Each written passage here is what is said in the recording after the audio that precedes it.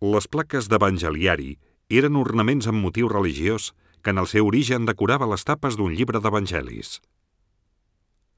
Les cobertes de caràcter sumptuari, destinades a guarnir els textos de les Sagrades Escriptures, foren molt freqüents des dels primers temps de l'art medieval europeu.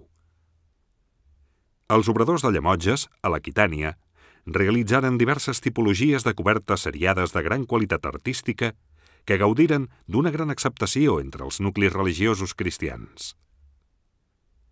La placa mostra una forma de creu amb els pals amples i una zona circular a la creuera per tal de ressaltar la part principal del cos del crucificat. I en origen, centrava una composició de peces aplicades damunt una ànima de fusta. La presència de la crucifixió, a l'anvers, pressuposa l'existència d'una altra placa, al revers, on es representava la figura del Crist en majestat.